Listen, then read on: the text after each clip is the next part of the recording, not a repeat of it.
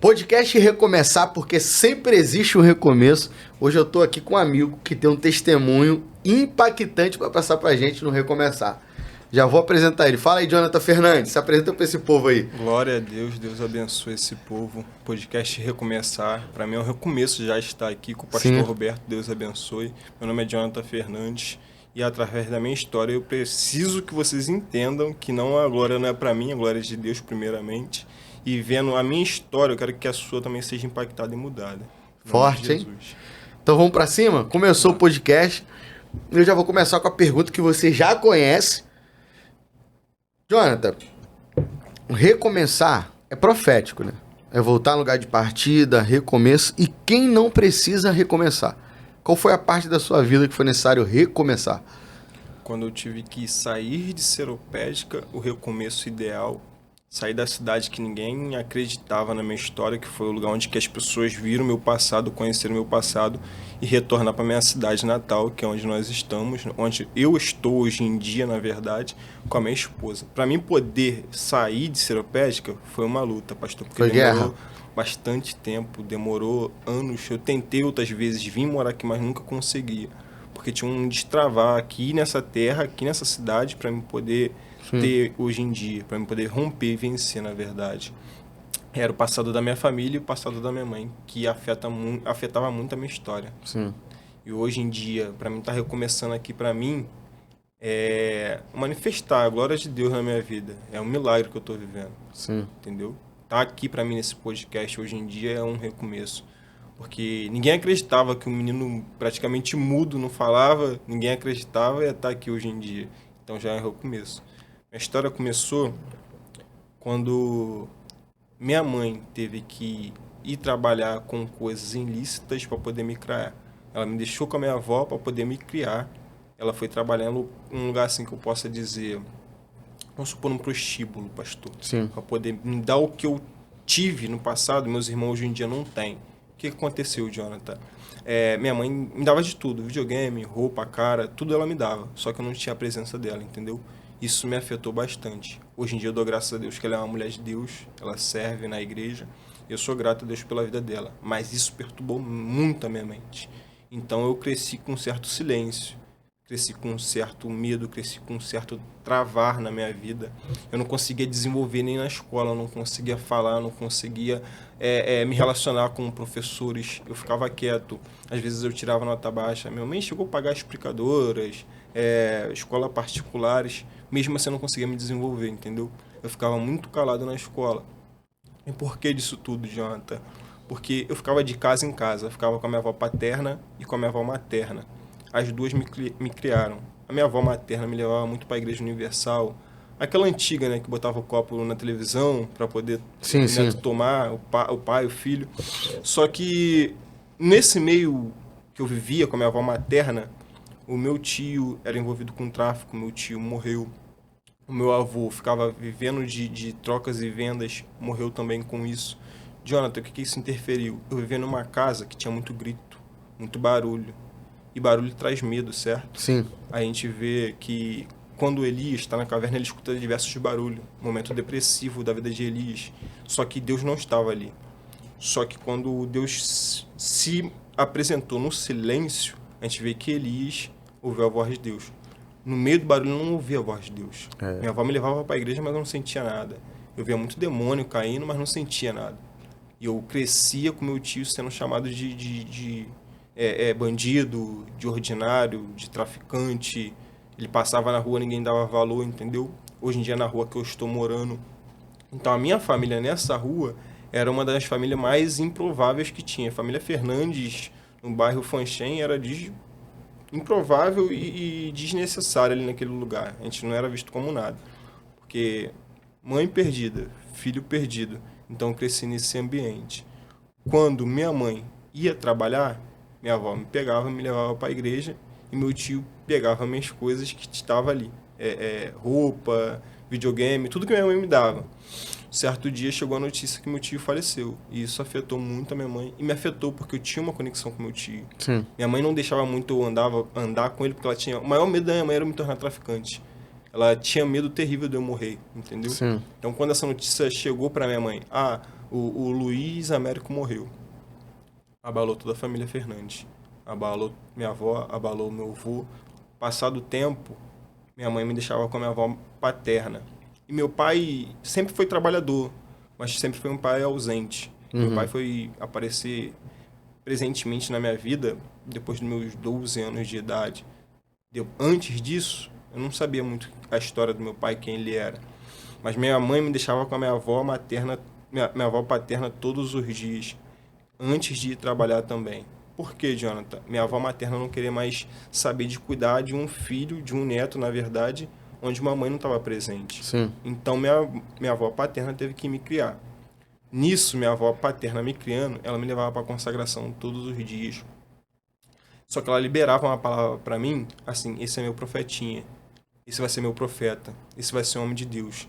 Essas palavras impactantes da minha avó gerou fruto, porque ela falava para mim, Satanás sempre soprou no meu ouvido querendo levar a sua vida.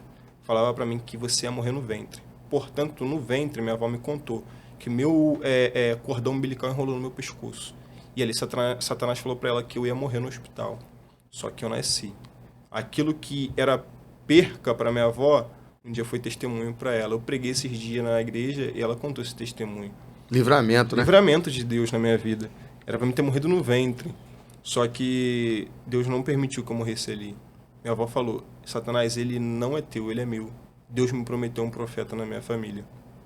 Era desacreditado no ventre, entendeu? Quando eu nasci, tinha uma guerra entre meus pais. De quem ia querer criar, quem não ia criar. Meu pai queria saber jogar bola e trabalhar. Meu pai sempre trabalhou muito. Hoje em dia ele é homem de Deus, serve na igreja. Mas antes, meu pai vivia em baile de corredor, vivia em comunidade cheirando. Minha mãe estava lá trabalhando em situações que desagradam o ser humano. Nem todos os seres humanos aplaudem, não entendem. Uma jovem de 15 anos, ninguém entenderia. Ela foi mãe muito cedo também, né? Muito cedo. Meu pai também foi pai muito cedo. Então, isso fez com que eles não soubessem me criar, entendeu? Então, quem criou foi minhas avós. E eu cresci em círculo de oração. Minha avó me pegava no berço, falava para minha mãe, ó, tô indo, às vezes não falava, me levava pro círculo de oração. E diversas vezes o círculo de oração terminava, minha avó me trazia para casa. O que acontecia? As irmãs vinham junto e oravam pela minha vida ali naquela sala, naquele ambiente. E a atmosfera ali mostrava para minha mãe, olha, é um menino desacreditado, mas eu vejo um futuro para ele lá na frente.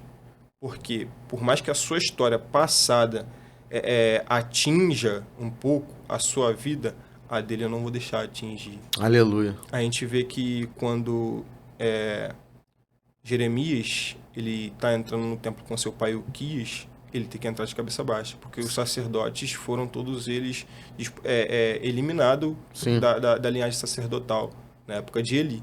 Deus falou para Eli que não teria mais. Quando chega em Abiatar, Salomão olha para ele, ó, você não vai morrer porque você ministrou a arca diante nos dias do meu pai.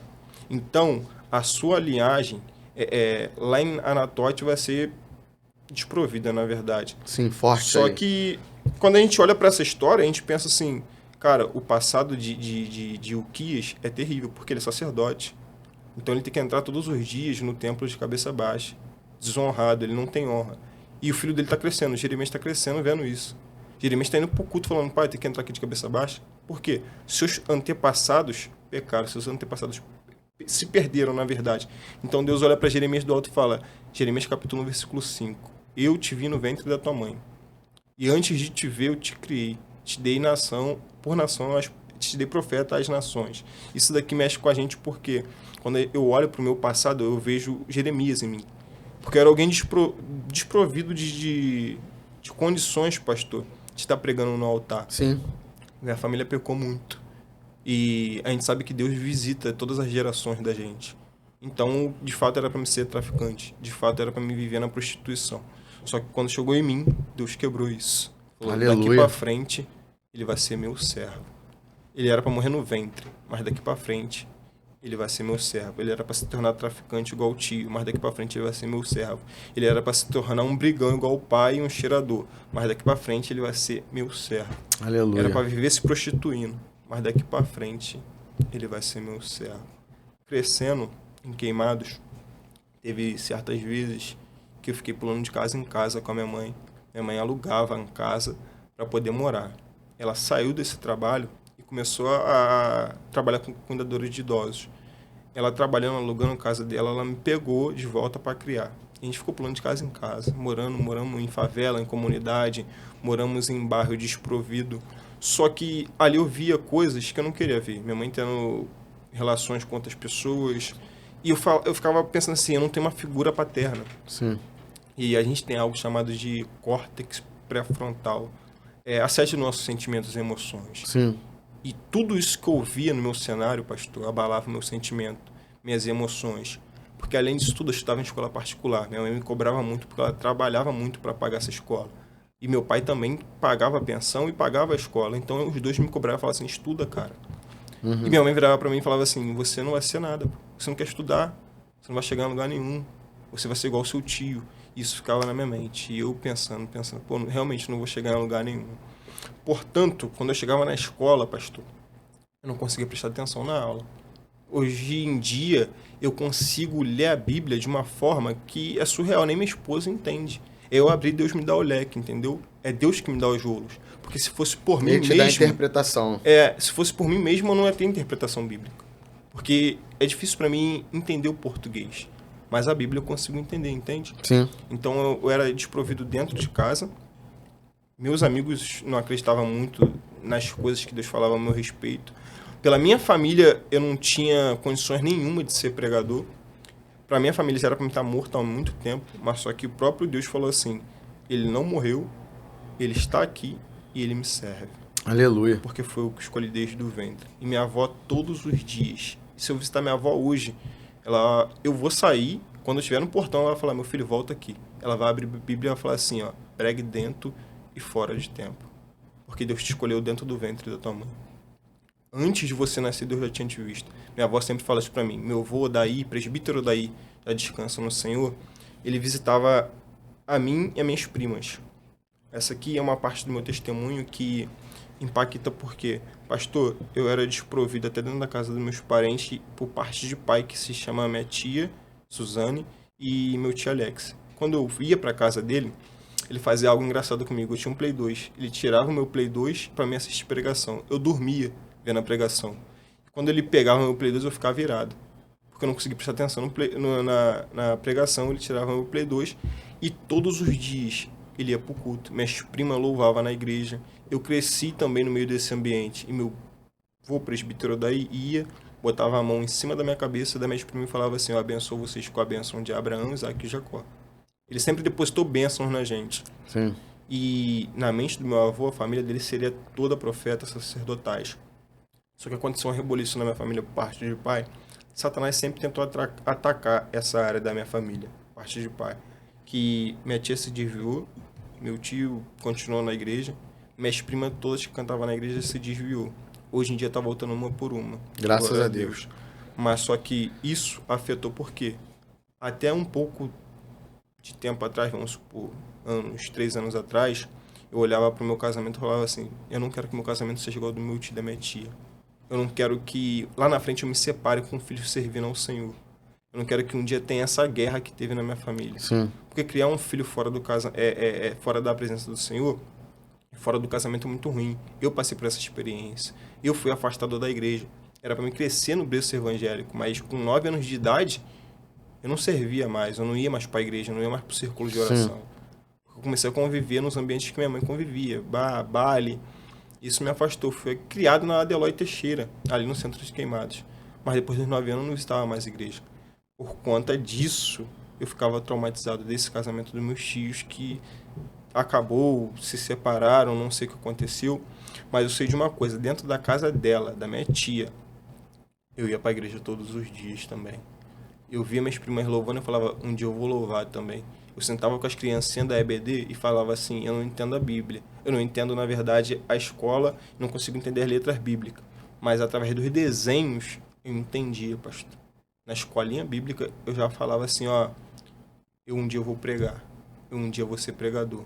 E as criancinhas riem, entendeu? Uhum. Porque você consegue lembrar disso, Jonathan? Toda criança consegue lembrar do seu passado a partir dos 7 anos de idade. Sim. Se você perguntar para uma criança de 7 anos de idade, ó, o que você lembra?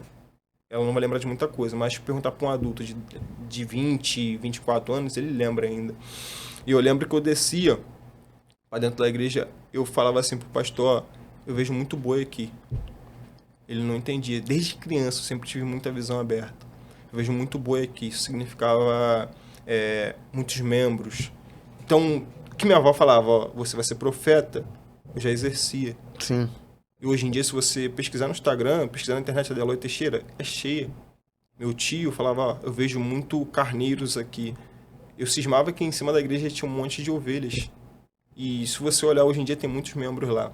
Eu olhava dentro da casa da minha tia, eu vi uma vez lavando louça, um vulto preto descendo por dentro da pia. Eu não sabia o que era, na época. Eu via atrás da casa dela monstros cercando a casa. E eu falava isso. Se ligar pra minha prima aqui agora, ela confirma. Ó, essa profecia, você lembra disso? E era tudo que acontecia. Depois que minhas primas saíram da igreja, eu comecei a ir pra casa delas todo final de semana. Isso eu já tava com 14 anos, 15.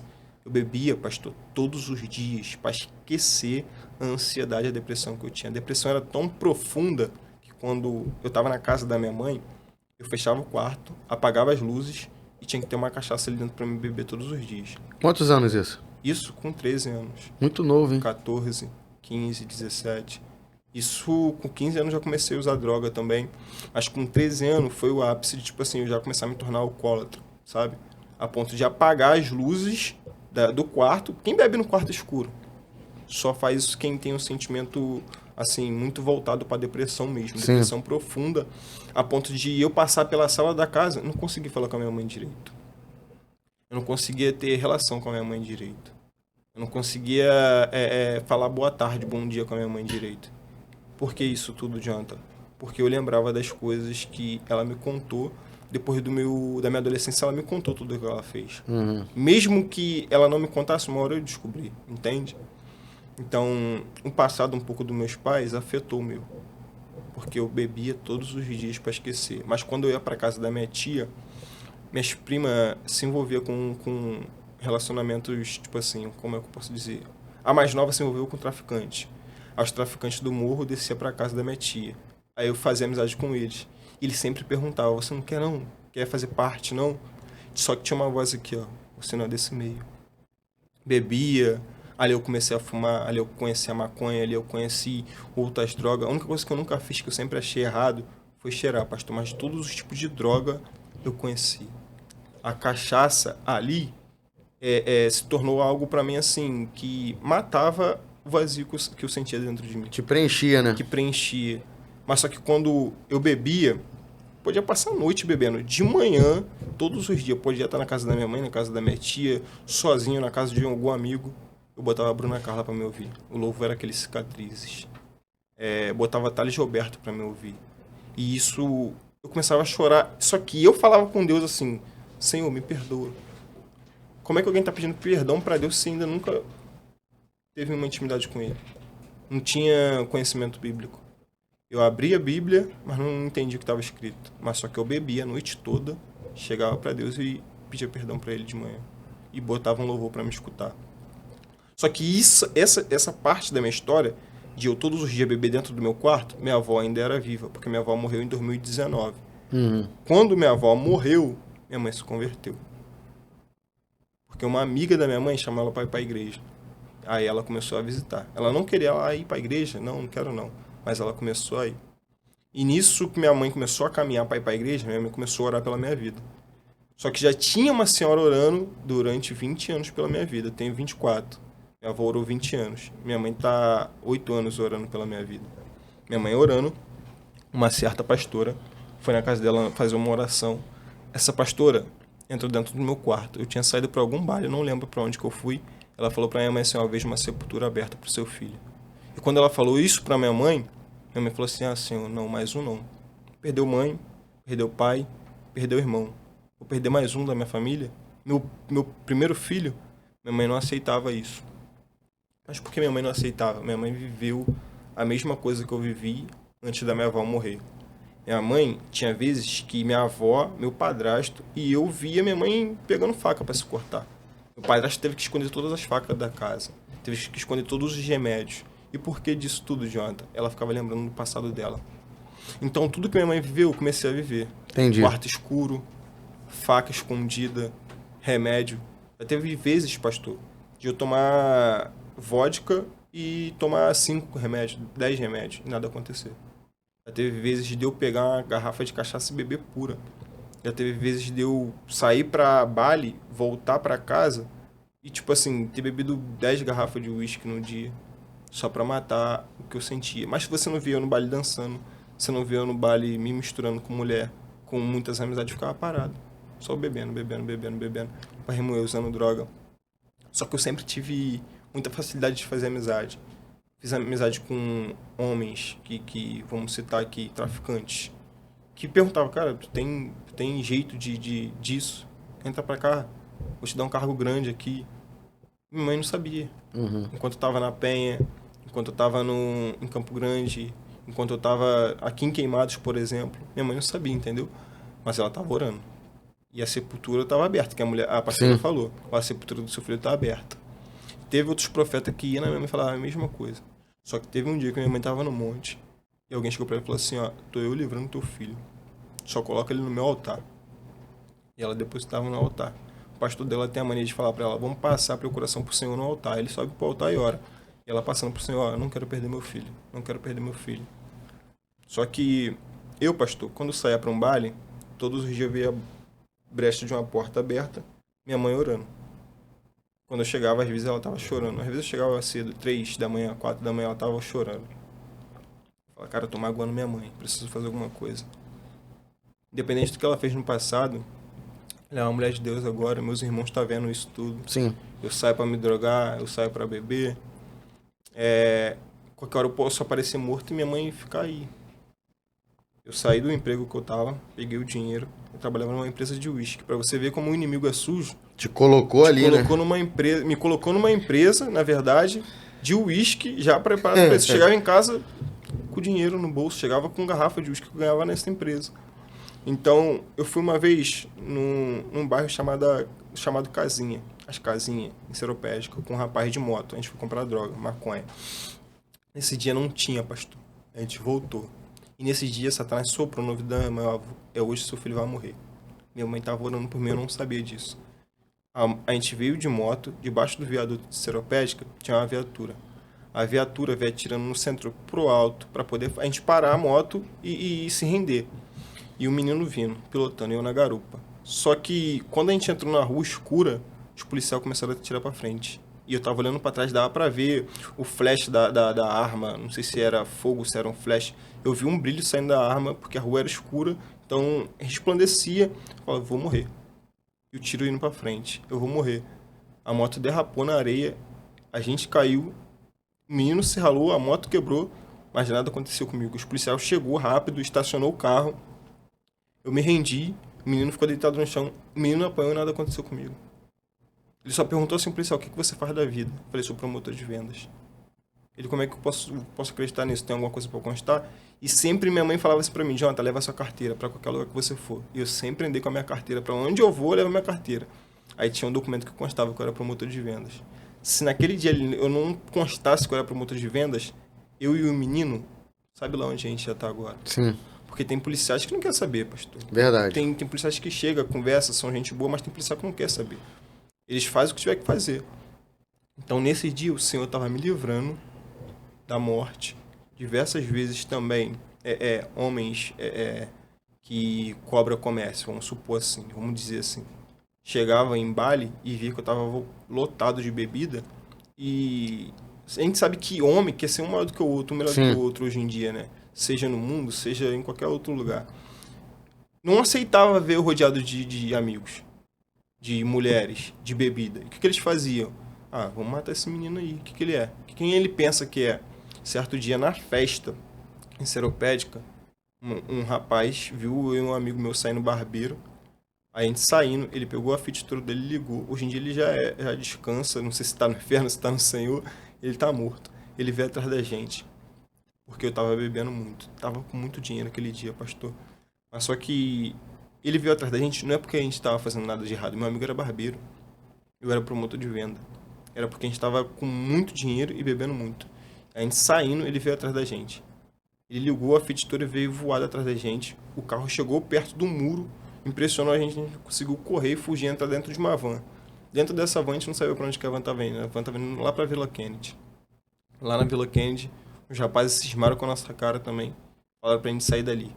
Mas se você chega numa comunidade hoje em dia, não te conhece, o que eles fazem? Vão te levar. Tem nem conversa. Não tem conversa. Como é que eles vão fazer assim? Você esconde ir, some daqui. É como se eles estivessem falando assim, ó, tô te dando a segunda chance. É o Senhor falando pra mim, tô te dando a segunda chance. Não pensando que era o Senhor, foi pra Campo Grande. Campo Grande cismaram com a nossa cara de novo. Era até um amigo meu chamado WL. WL, tá ruim pra gente, vamos pra casa, cara. Fui pra casa, bebi na varanda de casa, fui pro quarto. Botei o louvor da Bruna Carla, chorei. Eu sabia pedir perdão a Deus, perdão a Deus. Só que eu tô vendo minha mãe sofrendo. Nesse cenário todo, nessa geografia, eu vendo minha mãe sofrendo, pastor. Eu falei, tem que tomar um jeito na minha vida. Já tô com 19 anos, preciso romper essa barreira desse sofrimento. Minha mãe cresceu vendo isso. Ela não merece mais ver isso. Sim. Sempre me preocupei muito. Comprei uma passagem para Santa Catarina, pastor. Falei, quer saber? Vou embora. Jonathan, como assim vai embora? Vai largar tudo aí? Tua mãe conheceu alguém lá? Não. Meu pai tem um enteado lá que arrumou um emprego para mim de consertar celular. Nunca mexi com o celular, pastor. Só ia. Comprei a passagem só de ida. Só que eu botei assim na minha mente, eu vou curtir os últimos dias da minha vida aqui com meus amigos. Recebendo convites para entrar para, vamos supor, tráfico, entrar para roubar as pessoas. Só que eu sempre tive de tudo. Eu pensava, se minha mãe sempre me deu tudo, para que eu vou tirar dos outros? Para que eu vou roubar? Para que eu vou traficar? O que eu não quero para as pessoas, o que eu não quero para mim, na verdade, eu não vou querer para as pessoas. Eu via minha avó fumando. Então eu não quero que vender para as pessoas aquilo que minha avó consumia. Então eu peguei e falei assim, vou embora, mas eu vou curtir. Saía, final de semana, curtia todo final de semana. Não parava em casa. Nesse período de que eu comprei a passagem, não parava em casa, pastor. Só que o Senhor falou assim, chega, vou dar um basta. Ele não vai embora, mas também não vai ficar. Eu vou recomeçar na vida dele. Eu fui para um certo baile, falei para minha mãe, vou ter ido para Campo Grande. Só que eu não fui para Campo Grande, acabei ficando em Seropédica, curtindo com meus amigos. Tinha uma aposta besta que eu tinha com meus amigos na adolescência, com 19 anos. A gente tinha que ficar com tantas mulheres até tal horário. Só que deu 6 horas da manhã. Nesse dia eu briguei com a minha mãe, não consegui ficar com ninguém, não quis beijar ninguém, não quis saber só de bebida, só de droga, só de fumar, fiquei no meu canto. Nessa, pastor, meu amigo chegou pra mim e falou, Jonathan, você não ficou com ninguém, cara, o que tá acontecendo contigo? Eu falei, eu não quis, cara, tem alguma coisa que me incomodando, tem algo dentro de mim falando que isso aqui não é mais meu lugar. Aí ele falou assim, que isso, cara, tá ficando doido? Vai dar de filósofo aqui agora não, né? Porque às vezes eu soltava umas frases rebrincando com esse amigo, WL também, barbeiro. Aí ele foi e falou assim, cara, você tá ficando doido, cara. Deu 6 horas, tu não ficou com ninguém ainda. Aí ele foi e falou assim, ali é a menina que te seguiu no Instagram, a Marcele. Falei assim, quer saber? Eu fui lá, pedi um beijo a ela, pastor. Ela, não, menina, nem te conheço. Aí eu fui, peguei e vim embora. Fiquei no morrinho lá que tem Seropédica, que a gente tinha marcado de ir pra praia, esses meus amigos. Ela passou lá embaixo, correndo com as amigas dela no centro. Aí o amigo meu gritou, olha lá a Marcele passando lá embaixo de novo. Eu fui lá e beijei a Marcele. Isso aqui é uma história muito engraçada, pastor. Quando a gente se beijou, eu falei pra ela, vamos pra praia comigo? Ela, não, menino, nem te conheço, não vou nada, minhas amigas estão na minha casa. Só que nessa história engraçada, ela acabou indo pra praia comigo. E na praia eu falei pra ela, sério, muito sério, pastor. Eu tive, que as pessoas hoje em dia dizem que é déjà vu, uma visão da gente de branco. Eu falei, um dia a gente vai casar. Primeiro dia que eu fiquei com a menina, eu falei isso. Caraca. Lembra que eu falei no começo que eu tinha umas profecias que eu lançava, que nem eu sabia que era profecia? Falei, a gente vai casar. Ela, você tá ficando doida, eu não quero casar, não. Ela tinha acabado de sair de um relacionamento com um policial, ela tava ferida ainda, entendeu? Passou por muita coisa. Passou questão de meses, a gente começou a namorar. Passou um ano, a gente casou. A gente começou a ir pra igreja. Hoje em dia, Marcele é o meu braço direito, é 50% do meu ministério. 50% é pouco, é 100% do meu ministério. Abaixo de Deus, aqui na terra, é ela. E as orações da minha avó. Marcele, pastor, foi um ponto inicial na minha vida porque eu era tão vergonhoso que eu sentava no último banco da igreja. Eu não conseguia dar a paz do Senhor para ninguém. Eu ficava assim na igreja. Alguém falava comigo, paz do Senhor, Jonathan. Eu, paz. Fazia isso, entende? E minha esposa falava assim, Jonathan, você tem que falar com os outros. Você precisa se comunicar. Você sempre foi muito calado. O que aconteceu contigo? Contei toda a minha história para ela. Ela falou assim, meu filho, você precisa liberar o perdão para tua mãe. Você precisa liberar o perdão para teu pai. Perdoei meus pais. Eles já estavam na igreja, perdoei eles. Quando eu perdoei, pastor, eu sentava no último banco da igreja e minha esposa queria louvar, queria tomar Santa Ceia. Só que eu era travado, entendeu? Deus queria destravar o nosso ministério. Só que eu sentava no último banco da igreja. Só que eu via muito desenho bíblico para entender a Bíblia.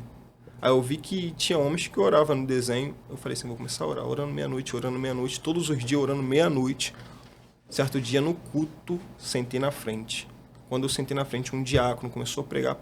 Quando ele terminou de pregar, ele veio marchando na minha direção e falou assim, homem, assim te diz o Senhor, eu vou te levantar como voz profética. Eu vejo você pregando fora e dentro de tempo. Eu vejo Deus te levando para lá e para cá e te movimentando. E nesse movimento, você tentava parar, tentava retroceder. Mas só que Deus sempre estava te dando um recomeço para você recomeçar. Era o profeta falando para mim assim, sim, você vai se tornar pregador. Mas na minha mente eu estava assim, não sei ler, não sei falar, não vou ser pregador nunca. Aí eu pensei assim, esse cara errou a profecia, na minha mente. Amigo, você errou a profecia. Só que ele foi tocando no ponto-chave. Para você saber que é o Senhor falando contigo, eu vejo você orando todos os dias no quarto à meia-noite. Deus me deu um mistério no começo do meu casamento, que minha esposa se separou, eu tive que ir embora de casa. Eu comecei a orar dentro do banheiro todos os dias. Trabalhava na obra com meu pai, orava todos os dias dentro do banheiro. Meio-dia, se não era meio-dia, era meia-noite. Um mês orando, pastor. E a gente retornou. Por que vocês se separaram, Jonathan? Porque ela olhou para mim e falou assim, Jonathan, eu não te amo mais. Por que ela falou isso? Porque um dia a gente recebeu uma visita de uma amiga dela. Essa amiga dela era do candomblé. Sentou em cima da nossa cama. Eita. E qual é o ponto-chave do casal, pastor? Cama? Onde é o altar do casal? A cama. Na cama. Essa mulher sentou. E ela me conhecia, essa mulher do passado. Nunca teve relação, mas ela conhecia a minha história. Sentou na cama. No outro dia minha esposa falou que não sentia mais nada pra mim. Só que quando ela falou isso, eu me mudei de casa. Comecei a trabalhar na obra com meu pai. Orando todo dia. Certo dia ela me ligou e falou assim, Jonathan, pra gente voltar, só se for pra gente assumir uma relação com Deus séria. Só se a gente for um matrimônio no altar. Só se for uma aliança com Deus. Eu falei, então é isso. Só que ela não sabia que eu tava orando. Pra Deus curar. Pra Deus restaurar nosso casamento. Pra Deus dar um recomeço pra gente. A gente retornou, recomeçamos. E dali Deus começou a me dar pequenas oportunidades. Varão, vem aqui pregar na minha varanda. Vem aqui pregar na minha varanda. Vem aqui pregar na minha igreja. Fui desenvolvendo. Só que teve guerras internas em mim, pastor, que ainda estava nos meus pensamentos. Lembra que eu disse que a gente tem algo chamado córtex pré-frontal? Sim. Tinha aqui, na sede das minhas emoções, lembranças do meu passado, que me gerava ansiedade. O que é ansiedade, Jonathan? Medo do futuro, ausência de presente e um passado fracassado. Eu falava assim, cara, não é pra mim isso aqui não. Tá sofrendo por antecedência, né? Eu estava sofrendo por antecedência. Pra mim nunca ia acontecer. Aí hoje, antes de eu vir pro podcast, eu tava ouvindo aquele louvor assim, Deus de obras completas. Vai fazer na hora certa. Sim. Tocou o da Larissa Pires em seguidas. Sei que nunca me abandonou. Aí o Senhor trouxe na minha memória assim, reflexos de eu dormindo e ele falando comigo, ó, você vai ser profeta. E eu chorando, ele falando comigo, você vai ser profeta. Você vai ser pregador. Porque eu nunca quis carro, eu nunca quis dinheiro, eu nunca corri atrás de ouro nem prata, pastor. Eu sempre orava a seguinte forma para Deus, quando ele se apresentou para mim no meio das minhas orações, Senhor, não me lances fora da tua presença. Sim. Nem retira de mim o teu espírito. Porque o meu maior medo hoje em dia é voltar de onde eu saí. Mas só que Deus sempre confirmou para mim, Jonathan, você não vai voltar. Porque eu te escolhi. E eu te santifiquei. Santificar é separar. Deus me separou. Sim. Eu sempre falo isso. Deus não me chamou para estar aqui na Terra conquistando bens materiais. Não é errado conquistar, mas Ele me chamou para algo maior. Sim. Então, todas as vezes que eu penso em parar, isso me dá uma energia, combustível, né? Combustível para poder reanimar, para poder vir com mais força. Porque somos seres humanos. Verdade. Os seres humanos têm a tendência em falhar, em querer retroceder, em querer parar. Pedro, diversas vezes, negou Jesus, quis parar, olhando para Jesus, afundou, Jesus estendeu a mão, puxou ele, restaurou Pedro, fez um recomeço na vida dele. E quando eu olho para o meu ministério, para a minha vida pessoal, eu junto os dois, eu penso, Senhor, faz um recomeço na minha vida, faz uma Forte, hein? restauração na minha vida, porque eu não quero mais voltar de onde eu saí. Quando a gente retornou, pastor, Deus fez um destravar na minha vida. Tinha guerras internas em mim que só minha esposa conhecia. E só que ela começou a fazer o que minha avó fazia. Quando minha avó morreu, o meu trauma foi: quem vai me consolar agora se eu não consigo falar com a minha mãe? Era minha avó que ia lá no quarto, via ouvindo louvor, me deitava no colo dela e ficava falando: meu filho, calma, as coisas vão mudar na sua vida. O que você tem? Só que quando ela perguntava o que eu tinha, eu não conseguia falar. Depressão não se explica. Sim. Psicólogo nenhum dava jeito. Remédio nenhum dava jeito. A minha tia, Juliana, é psicóloga. Ela, Jerusalém, o Jonathan é 880. Ou ele sente pouco, ou ele sente muito. E sempre foi assim na minha vida. Minha avó me consolando. Minha avó morreu. Então minha esposa não sabia disso. Ela começou a fazer a mesma coisa que minha avó. Deus coloca as pessoas certas na nossa vida. Sim, sim. Ela me colocava no colo dela. Até hoje ela faz isso, fazia cara e falava: Jonathan, calma que tudo vai melhorar. Calma que as coisas vão se encaixar no lugar. Só que todas as vezes o inimigo ia lá e soprava: Jonathan, se mata. Tua mãe não te ama, cara. Tu tá pregando à toa. Teu pai nem sabe quem é você direito. Vai lá, se mata. Pega a faca lá. E nessa época, um rapaz tinha pulado na nossa varanda. Eu dormia com o facão atrás da parede depois desse trauma que eu tive do rapaz pular na minha varanda. Sim. Pitbull não fez nada. Toda vez o inimigo falava assim: vai lá, cara. Tu pregou, ninguém se converteu. Se mata. Pastor, eu já tentei me matar 5 vezes. Uma vez eu fui pra Passarela, no Jardim Maracanã, é o bairro onde minha mãe mora, chovendo. Falei assim: vou me jogar. Aí a voz do Senhor veio no meu ouvido e falava assim: tu vai se matar por quê? Por causa do teu passado? Lembra que foi eu que fiz uma história pra você? Lembra que foi eu que fiz um recomeço na tua vida? O que são as pessoas pra você? Se todos te abandonarem, eu estou contigo. Era Deus falando todos os dias na minha vida. A segunda vez foi das vezes que eu tentei tomar remédio e nada aconteceu. A terceira vez foi eu tentar me jogar na pista e nada aconteceu. Todas as vezes Deus me deu um livramento. Eu ficava pensando: por que Deus está me dando tanto livramento? Por que eu não morro logo? Elias pediu a morte. Sim. Seres humanos. Davi, nos seus salmos, a maior frustração de Davi era a ansiedade que ele sentia.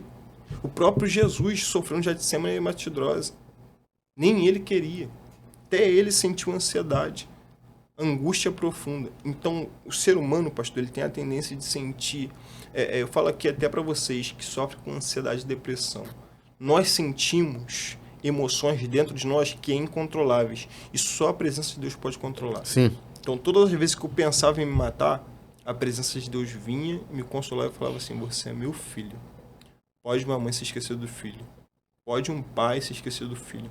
Mas eu, todavia, não me esquecerei de ti. Era o Senhor na minha vida. Forte esse testemunho. Tem uma experiência que você viveu com Deus que te marcou? Quando eu pensei que não tinha mais jeito de eu ter um recomeço na minha vida espiritual, a morte espiritual, ou você recusa, Sim. ou você aceita. Eu falei: Senhor, mostra-me a tua glória. Estava no monte aqui em Queimados, esse monte aqui da entrada de Queimados. Eu falei: Senhor, mostra-me a tua glória, porque eu não quero pregar mais por pregar. Eu estava indo para as igrejas vazio. Estava tendo brigas dentro da minha casa, entre mim e minha mãe, entre mim e minha esposa. Eu não conseguia nem ter relacionamento com meu pai. Falei: vou largar tudo. Eu falei para minha esposa: vou doar meus blazers, vou dar minhas bíblias, vou dar meus livros, não quero mais saber de pregar. Estava no monte, sozinho, pastor. Eu falei assim: Senhor, eu não prego mais, não quero mais saber de pregar. Porque ninguém está se convertendo e as pessoas estão batendo, tá caçoando, tá achando que é brincadeira. Uhum. Falei assim: Senhor, eu não quero mais pregar. E eu vou descer desse monte aqui hoje, se o Senhor não me responder, vou me matar lá na frente. Tem anos isso. Quando eu falei isso com o Senhor no monte, ele enviou um profeta. No monte, ele falou assim: meu filho, se você sair da minha presença, eu te mato. Já que é o que você quer. Meu pai. Eu saí da monte, pastor, fui pra Seropédica, fui pro culto, uma mini vigília, eu sentado, tem foto no meu Instagram, sentado, uma bispa chegou em mim e falou assim, ó, se você pensar em parar, se você pensar em sair, eu te mato. E o destravar, o recomeço para minha vida sempre foi na oração. Meio-dia, meia-noite, 3 horas da tarde, 3 vezes ao dia, oração. Todas as vezes que eu oro, Deus me responde. Jonathan, Deus só responde em profecia? Não. Na palavra, Deus responde. Eu abri a Bíblia e Deus falava assim, Salmo 139. Ele eu fala, sondo os corações, eu sondo e te conheço. As suas entranhas, ele sonda, pastor. Ele falava comigo. Você pensa que você desistir vai ser melhor? Você pensa que você tirar a sua vida vai ser melhor? Não. Você só vai estar indo pro inferno. Só vai estar dando armas pro diabo. Eu falava assim, então se o Senhor é comigo, eis-me aqui. Foi um grande recomeço na minha vida. Testemunho forte, hein? Isso aí, hoje você prega, onde você prega, você fala do que Deus fez na sua vida, conta o seu testemunho? Eu trago a palavra, a luz da palavra, que nada nessa vida pode preencher o vazio que a humanidade sente. Bebida, droga, prostituição, amizades, nada pode preencher o vazio que você sente. Corte não pode preencher. Já tentei me cortar. Remédio não pode preencher o vazio que você sente. Já tomei muitos remédios. Inclusive, minha madrasta me indicou, que era para poder controlar a ansiedade. Só que nada vai preencher o vazio. Jonathan, o que preenchia o vazio que você sentia? Quando eu ia para dentro do quarto e fechava a porta. Ou quando eu vou para todas as igrejas que eu tô ansioso ou nervoso, esse aqui é um segredo meu que ninguém sabe. Agora todos vão saber. Eu oro dentro do banheiro da igreja antes de pregar. Eu ajoelho e falo, Senhor, tira todo o medo. Tira toda a lembrança, toda a covardia do passado. Que a tua glória venha brilhar e que eu venha diminuir naquele altar. Senhor, que seja por almas. É minha oração todos os dias. A primeira é, não me lances fora da tua presença, que é o que preenche o vazio que eu sentia. E a segunda é, não retira de mim o teu Santo Espírito, que também é o que preenche. A única coisa que tem dentro de mim é o Espírito Santo que pode matar o vazio da gente. E a terceira é, almas no teu altar. Tira a covardia. É o meu segredo. E dentro da mensagem eu aplico, nada pode preencher o vazio que você sente. Você pode se prostituir, você pode beber, você pode adulterar, você pode fazer o que você quiser. Você pode ter 10 mulheres, mas nada vai preencher o vazio que você sente. Salomão, proverbista, disse, Provérbios 14, verso 12, há caminhos que para o homem parecem ser perfeitos, mas no final levam à morte. Aí eu aplico. Jesus disse, eu sou o caminho, a verdade e a vida. Ninguém pode ir ao Pai se não for por mim. Em outro texto, em João 6, ele diz, eu sou o verdadeiro pão vivo que desceu do céu. Só ele pode preencher o pão vivo que desceu do céu. O vazio. Pode curar a ansiedade, a depressão, o medo que habita dentro de nós. Que forte, hein? Quem é Jonathan Fernandes? Alguém desacreditado pela sociedade, pela parentela, pelos amigos, que até eu mesmo desacreditei de mim. Por quê, Jonathan? Não tinha como eu ser pregador, não tinha como eu ser barbeiro. Tudo que eu tenho hoje foi através de Deus. Tinha medo de tentar. Não era nem de conseguir. Eu tinha medo de tentar. Tinha medo de ir numa igreja. Tinha medo de comprar uma máquina para me tornar barbeiro. Hoje em dia eu tenho uma profissão, graças a Deus. Mas o Jonathan Fernandes era alguém improvável, que tinha medos e hoje em dia conseguiu romper barreiras. Jonathan Fernandes era alguém desacreditado. Por quê? Não conseguia falar. Era tímido. Era nervoso. Hoje em dia, estou aqui no podcast Recomeçar. Era alguém que não fez curso, não fiz curso. Ninguém me ensinou a cortar cabelo, eu aprendi vendo vídeo no YouTube. Hoje em dia trabalho numa das melhores barbearias. Em tudo eu vejo a mão de Deus. Jonathan Fernandes não seria ninguém se não fosse Deus na minha vida, entendeu? Ele que me deu norte, ele que me deu o caminho, ele que me ensinou cada passo. Através da sua palavra, ele falou, tô contigo, vai. Eu me mudei para Queimados, pastor, sem condição nenhuma. Foi Deus que abriu os acessos. Eu comecei a pregar a palavra de Deus em altares que eu falava assim, nunca vou pisar lá. Comecei na varanda. Quem vai olhar para alguém numa varanda? Deus faz, irmão. Deus faz. Só Deus faz isso, entendeu? Era alguém que olhava para o passado e falava assim, eu vou morrer igual meu tio. Eu vou ser igual meus pais. Mas se Deus restaurou meus pais, Ele vai me restaurar também. Falava assim, Deus está comigo. restaurou minha família, vai me restaurar também. Se não fosse Deus na minha vida, eu estaria morto agora. Aleluia. Diversas vezes eu sofri acidente de moto, gostava muito de moto. Já bati na pista, voei da carreta, pastor. E a voz do Senhor falou assim, foi eu que te protegi. A moto ficou toda quebrada. Quem tava comigo ficou todo ralado. O caminhão quebrou. Eu só perdi o sapato. É Como Deus. isso? Quem explica uma coisa dessa? Fui parar dentro de uma viatura, num DPO. Eu tava empinando de moto com os meninos num retão. Os meninos ficou agarrados e eu não fiquei. Como é que é isso? Todas as vezes que eu sofri um acidente, todas as vezes que alguém queria tirar a vida de ceifar a vida de um amigo meu na comunidade, num baile de rua, eu era livrado. Por que disso? Se não é Deus é quem? Era só Deus. Porque ele já tinha uma obra, né? Só Ele Deus, já tinha um já tinha uma propósito. Qual é a tua maior motivação hoje? Hoje em dia, eu chegar dentro de casa e ver a mulher que eu tenho. Porque através da Marcele, minha esposa, eu tive um destravar no meu ministério. Ela criou meu canal no YouTube. Todos os livros que eu tenho, ela que me deu. Bíblia, todas as Bíblias foi ela que me deu. Todas as vezes que eu falava, minha filha, eu vou parar. Vou pregar mais não. Você vai parar por quê? Porque estão te caluniando? Porque estão zoando você? Porque estão brincando contigo? Porque a igreja não te chama? Porque pastores não acreditam no teu ministério? Porque um bispo viu uma foto tua no começo do nosso relacionamento, na praia, sem camisa, e falou que você não é homem de Deus? Isso não era nem obreiro ainda. Eu falava, vou parar, não quero mais pra igreja não quero saber mais desse negócio não. Você vai parar por conta disso, Jonathan? Ela fala duramente comigo e no sério.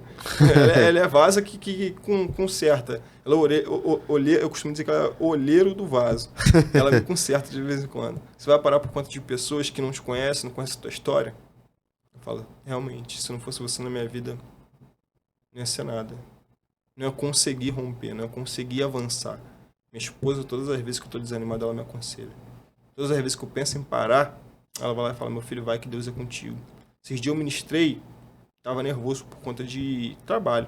Ela segurou minha mão dentro do Uber e falou assim, meu filho, Deus é contigo. Aquele brilho no olhar dela, sabe? Sabe quando você chega em casa, você é casado, você não é casado? Sim. Olha o olhar da sua esposa olhando para você e fala assim, você é minha referência. Não tem coisa melhor. É um combustível, né? Combustível. Ou você, pessoa que tem filho, pastores que tem filho, amigos meus, tem um evangelista que é amigo meu, chega em casa e fala que os filhos dele vêm correndo e abraçam. É a mesma coisa, é o mesmo sentimento, sabe? Saber que você tem algo em casa que você não pode parar. Que te dá o combustível para continuar. É aquilo que te manuseia, é aquilo que te dá, como é que eu posso dizer a palavra? Sustento para permanecer de pé. Porque se você permanecer de pé, toda a tua casa fica de pé. Mas se você falhar, se você cair, tua casa cai e quem está te observando também. Teu testemunho é muito forte. Você contou ele aqui. Só que pessoas vão assistir o testemunho. E tenha certeza que pessoas que possam estar vivendo hoje a mesma coisa que você já viveu. Qual é a palavra que você libera para essa pessoa? De repente está enfrentando uma depressão, está até mesmo tentando contra a sua própria vida, está vivendo um cenário de guerra dentro da sua casa. Qual é a palavra que você libera para essa pessoa? Porque hoje você venceu. Hoje você, em meio a tudo, você está aí de pé, está lutando. Qual é a palavra que você libera? A palavra que eu deixo aqui para vocês que pensam em tirar a vida, pensam em desistir da chamada. Deus não chamou covardes, Deus chamou pessoas a qual Ele capacita e Ele disse, vocês são meus filhos amados. Cristo morreu por vocês. Não olhe para o seu passado, porque o passado Deus já jogou no mar do esquecimento. Deus está reescrevendo histórias aqui, pastor, e está dizendo assim para pessoas, se você parar a sua casa, para. Se você parar, pessoas que estão te observando vão parar. Então, o que Ele colocou, depositou na tua vida, potencialize isso. Não desista da tua chamada, não desista da tua família, não desista do teu ministério, não deixe que as circunstâncias da vida atrapalhem a sua vida, atrapalhem seu ministério, a chamada que Deus te deu. Nenhuma área da sua vida, seja profissional, seja a mulher que você é dentro de casa, seja o homem que você é no altar, no teu trabalho, só seja homem de Deus e a sua oração. Mude ela, de vez você pedir, Deus me dê, Deus me leve. Fala, Senhor, que a tua presença esteja comigo.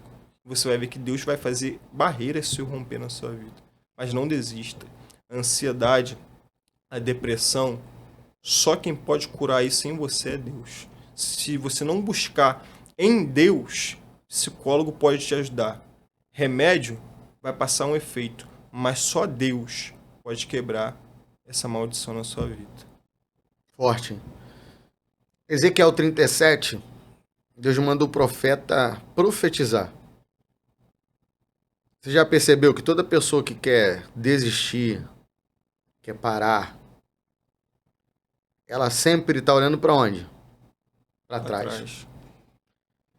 Mas a palavra profetizar, ela não está ligada nem ao passado e nem ao presente. Ela está ligada ao futuro. Por quê? Porque o que Deus ele libera sobre a tua vida não está no teu passado. Não está no teu presente. Está no teu futuro. Por isso que ele fala, Ezequiel, profetiza. Porque tu profetiza hoje para viver o milagre amanhã. A gente quer para ontem. Só que Deus está dizendo, apenas profetiza. Porque o que eu vou fazer não está no teu hoje, não está no teu passado. Então para de olhar da onde eu já te arranquei. E começa a olhar, ó. Muito forte isso, pastor. Sabe por quê? Porque eu profetizo não para viver hoje. Eu profetizo para viver amanhã. Aquilo que Deus já preparou, só que eu ainda não estou pronto para receber. Só que ele, ó, já está pronto. Só ele diz, profetiza. Benção. Porque vai chegar o tempo de você viver e eu viver aquilo que nós profetizamos. Então, ó, esquece de olhar para trás, esquece o teu hoje e profetiza. Porque aquilo que o céu tem para a nossa vida está na nossa frente. Essa palavra é forte, né, pastor? E quando a gente escuta profeta, tem que pregar o que vive. Sim. Mas às vezes as pessoas são tão ignorantes de entender que às vezes o profeta vai profetizar e lá na frente que ele vai viver. É isso aí. Só que tem coisas que a gente não vai viver agora. Só vai viver lá na frente. Teve coisas que eu profetizei lá no meu passado que eu tô vivendo agora. Tá vivendo agora. 5 anos atrás, 2 anos atrás. Falei que ia casar, casei. Casou. Minha avó falou que ia ser pregador. Hoje eu sou pregador, pela misericórdia de Deus. E quando a gente vê Deus falando para Ezequiel profetizar, não é pro nada. E hoje você tá aí no podcast e recomeçar contando o teu testemunho. Glória de Deus. É só Deus que faz isso, né? Só Deus que faz essas coisas. E quando a gente vê o profeta profetizando, é para vidas. Sim. São ossos sequíssimos. Ossos no plural, hebraico, etzem. Etzem é essência. São pessoas que estão sem essências. Sim. Trazendo para os nossos dias atuais, pessoas com depressão, ansiedade. Profetiza, porque profeta não tem honra em casa, né? Sim. Deus está falando para Ezequiel, profetiza, Ezequiel. Porque você pode não ter honra onde você está profetizando. E Jael não estava honrando Ezequiel. Não queria saber da mensagem dele. Mas quando você profetizar ao Espírito, vai haver carne. Vai haver Espírito. Sim.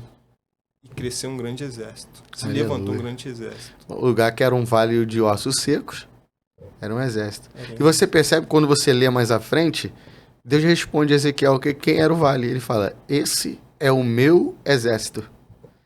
Porque Deus não te enxerga como você se enxerga. Você tá vendo um vale, mas para Deus é um exército. Você pegou isso aqui? Na visão do vale, para Deus já é um exército. Você tá olhando pro teu cenário hoje, você tá vendo um cenário de crise. Só que para Deus já tem vitória. Só que precisa de um Ezequiel para profetizar. E o Ezequiel da tua história é você. Foi só uma visão. E Deus me levou no meio do vale. Ali o povo estava cativo na Babilônia, filho. Olha como se encontrava o povo. Só que tem que ter alguém para se levantar para profetizar.